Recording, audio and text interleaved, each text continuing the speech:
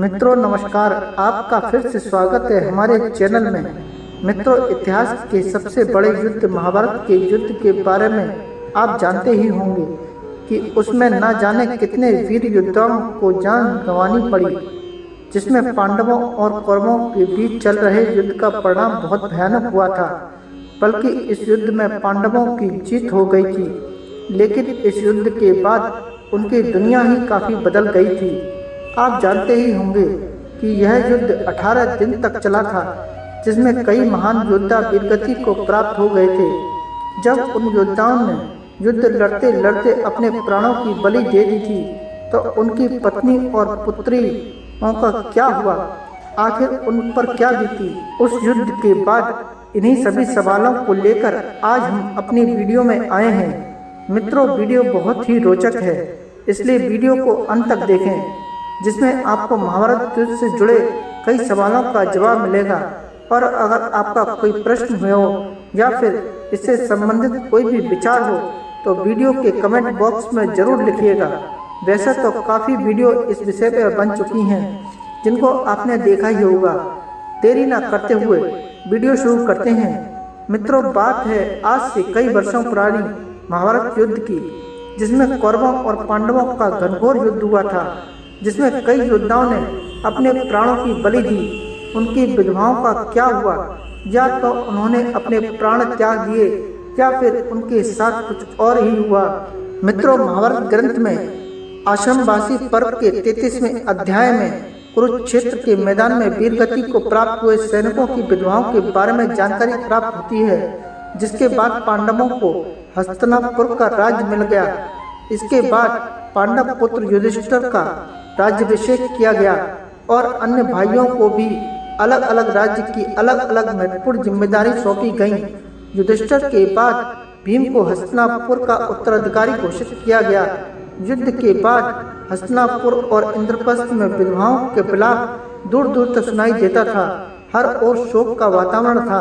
युद्ध भूमि में बिखरे हुए शवों का अंतिम संस्कार हो चुका था, लेकिन जो पीछे छूट गई थीं, वह थी उनकी पत्नियां, माता और बहनें। उनका दुख कभी मिटने वाला नहीं था। धृतराष्ट्र अपने 100 पुत्रों की मृत्यु से टूट चुके थे। गांधारी ने भी शोक और तपस्या कर दी थी। इसी बीच जब कर्ण की पत्नी वैशाली ने अपने पति की मृत्यु का समाचार सुना तो वह अचेत हो गई। जब उसे ज्ञात हुआ कि कर्ण सूतपुत्र नहीं बल्कि एक क्षत्रिय था, यह जानकर उसका हृदय और भी व्यथित हो गया। उसने यह निर्णय लिया कि वह अपने पति के बिना जीवित नहीं रह पाएगी और वह कर्ण के साथ सती हो गई। युधिष्ठिर के राज्य में प्रजा काफी खुश रहने लगी। पांचों पांडव अपनी जिम्मेदारियों को निभाने के साथ साथ ज्येष्ठ पिता धृतराष्ट्र, अपनी बड़ी मां गांधारी और अपनी माता कुंती की सच्चे दिल से सेवा किया करते थे। पांडवों की सेवा से धृतराष्ट्र और गांधारी समय के साथ अपने पुत्रों पर शोक से बाहर आ गए थे और इसी तरह 15 वर्ष का समय व्यतीत हो गया था। फिर एक दिन धृतराष्ट्र के मन में अपना समस्त राजकाज छोड़कर वन में जाने की इच्छा जागृत हुई। इसके बाद युधिष्ठिर के सामने उन्होंने अपनी इच्छा को बताया कि हे प्रिय युधिष्ठिर, अब हमारा मन राजमहल में नहीं लगता है, इसलिए हमें बहुत ही इच्छा है कि जो भी अब हमारा जीवन बचा हुआ है उसे हम वन में ही बिताएं। तुम हमें वन में जाने की आज्ञा दे दो। ऐसी बातें सुनकर युधिष्ठिर बहुत दुखी हो जाते हैं, पर वह अपने ज्येष्ठ पिता की बातों को टाल भी नहीं सकते थे। फिर विदुर भी युधिष्ठिर को इसके लिए काफी समझाते हैं। फिर युधिष्ठिर मान जाते हैं और पिता के लिए वन में एक सुंदर कुटिया का निर्माण करा देते हैं और उन्हें जाने की आज्ञा दे देते हैं। जब धृतराष्ट्र वन में जाने लगते हैं, तब माता कुंती, गांधारी, विदुर, संजय भी संग जाने लगते हैं। फिर उनके जाने के बाद सभी पांडव भी अपने कामकाज में व्यस्त हो जाते हैं तथा प्रजा के सुख के लिए हर संभव प्रयास करते हैं। उनकी इस भावना से हस्तिनापुर की प्रजा काफी खुश हो जाती है, लेकिन इस प्रजा में शामिल विधवा स्त्रियों का शोक में रहती हैं, जिनके पति महाभारत के इस भयावह युद्ध में वीरगति को प्राप्त हुए। अपने पतियों के शोक में वह स्त्रियां हमेशा रोती रहती हैं और बिलखती रहती हैं। युधिष्ठिर चाहकर भी उनके दुखों को दूर नहीं कर पा रहे थे। क्योंकि उन्होंने खुद अपने लोगों को अपनी आंखों के सामने मरते हुए देखा था। फिर कुछ दिन ऐसे ही बीत जाते हैं। फिर एक दिन पांडव में से सबसे छोटा भाई सहदेव को अपनी माता कुंती से मिलने की इच्छा जागृत हुई। सहदेव जाकर अपनी इच्छा को अपने चारों पांडव भाइयों को बताते हैं, जिसके बाद भीम, अर्जुन, नकुल और द्रौपदी के मन में माता कुंती से मिलने की इच्छा जागृत हो जाती है। सबके कहने पर हस्तिनापुर नरेश युधिष्ठिर अपने सेनापति को आदेश देते हैं कि वह सभी के वन में जाने की व्यवस्था करे। अगले दिन पांचों पांडव द्रौपदी के साथ वन की ओर चल देते हैं। जब इस बात का पता हस्तिनापुर की प्रजा को चलता है तो वह लोग भी उनके साथ जाने लगते हैं। उन लोगों में वह विधवा स्त्रियां भी थीं जिन्होंने अपने पति को महाभारत युद्ध में खो दिया था। वन में जाकर पांचों पांडव उस आश्रम में जाते हैं जहां धृतराष्ट्र और गांधारी, माता कुंती, विदुर और संजय सभी रह रहे थे और हस्तिनापुर के निवासी उसी आश्रम के आसपास अपना डेरा जमा लेते हैं। कुछ दिन ऐसे ही बीत जाते हैं। फिर एक दिन महर्षि वेदव्यास उस आश्रम में पांडवों से मिलने आते हैं। पांडवों से मिलने के बाद जब वह आश्रम से बाहर निकलते हैं, उनकी नजर हस्तिनापुर की उन विधवाओं की तरफ पड़ती है जो अपने पति के शोक में विलाप कर रही होती हैं। महर्षि वेदव्यास हस्तिनापुर के अन्य निवासियों पर भी अपनी दृष्टि डालते हैं। युद्ध में मारे गए अपने परिजनों के शोक में डूबे हुए होते हैं। यह देखकर महर्षि वेदव्यास बहुत दुखी होते हैं। वह सभी को समझाते हैं कि आप लोग पारिवारिक जन वीरगति को प्राप्त हुए अपने परिजनों को शोक मत मनाइए। वह भी जिस लोक में है वहाँ वह सुखी पूर्वक रह रहे हैं और वह वहाँ काफी प्रसन्न है। लेकिन महर्षि वेदव्यास द्वारा समझाने के बाद भी विधवा स्त्रियां और प्रजा पर कोई असर नहीं हुआ।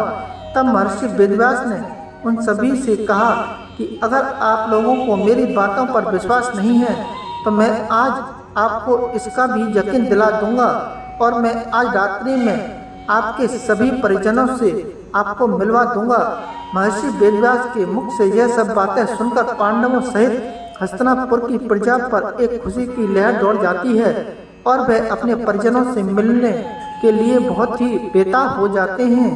जिस आश्रम में वह रहते थे उस आश्रम के पास गंगा नदी के तट था।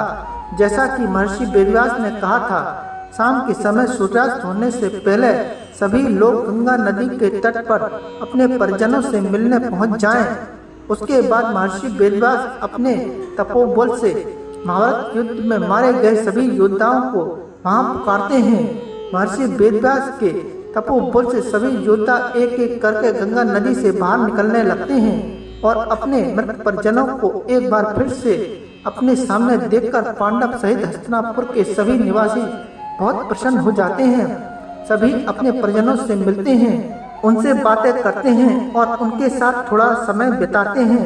इसके बाद उन लोगों को यकीन हो जाता है कि उनके परिजन इस लोक में मुक्ति पाकर अब अपने लोकों में खुश हैं। यह बात जानने के बाद सभी के मन में अपने परिजनों को लेकर शोक था वह समाप्त हो जाता है। कुछ समय बीतने के बाद युद्ध में मारे गए सभी योद्धा एक एक कर गंगा जल में डुबकी लगाकर अपने लोक को चले जाते हैं। उनके जाने के बाद जो विधवा स्त्रियां थीं वह वापस से दुखी हो जाती हैं। यह देख महर्षि वेदव्यास उन विधवा स्त्रियों से कहते हैं कि जो स्त्रियां अभी भी दुखी हैं और अपने पति के साथ उस लोक में जाना चाहती हैं वह गंगा के इस पवित्र जल में डुबकी लगाकर अपना जीवन त्यागने के बाद जा सकती हैं। महर्षि वेदव्यास जी के मुख से यह बात सुनकर सारी स्त्रियां तुरंत ही गंगा के जल में डुबकी लगा देती हैं और अपने जीवन का त्याग करके अपने पति के लोक में चली जाती हैं। मित्रों, महाभारत की यह घटना अपने आप में हैरान करने वाली है। चचेरे भाइयों के बीच हुए महाभारत युद्ध के लिए बहुत से लोग द्रौपदी को दोष मानते हैं तो कुछ कौरवों को अहंकार को लालच को इस युद्ध का वजह मानते हैं। यहीं कुछ ऐसे भी लोग हैं जिनका कहना है कि शकुनी की वजह से महाभारत का युद्ध की रचना हुई, लेकिन इस युद्ध में लाखों की संख्या में महायोद्धा वीरगति को प्राप्त हुए और साथ ही पूरे कुरुवंश का भी विनाश हो गया। मित्रों, कहा जाता है कि महाभारत युद्ध के बाद हस्तिनापुर पर पांडवों ने 36 वर्ष तक राज किया। इसी बीच गांधारी के श्राप की वजह से यदुवंश का वजूद भी समाप्त हो गया और एक शिकारी का तीर गलती से भगवान श्री कृष्ण को लगने से भगवान श्री कृष्ण ने भी अपना देह त्याग दिया। वह वैकुंठ लौट गए।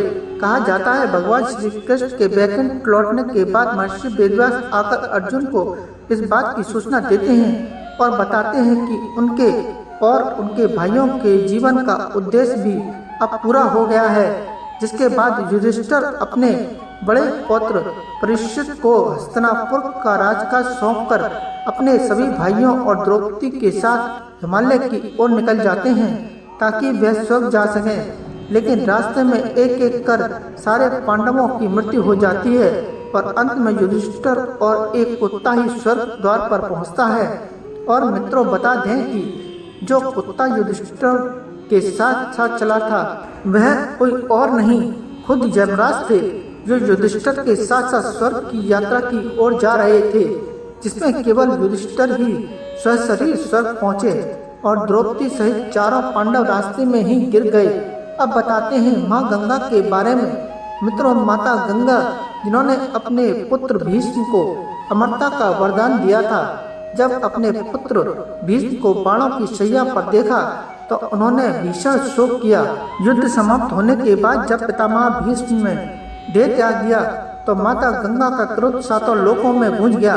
मित्रों, वीडियो यहीं समाप्त करते हैं। अगर आपको हमारी वीडियो पसंद आई हो तो वीडियो को लाइक और हमारे चैनल को सब्सक्राइब करना न भूलें तथा कमेंट बॉक्स में जय श्री कृष्ण लिखना न भूलें। राधे राधे।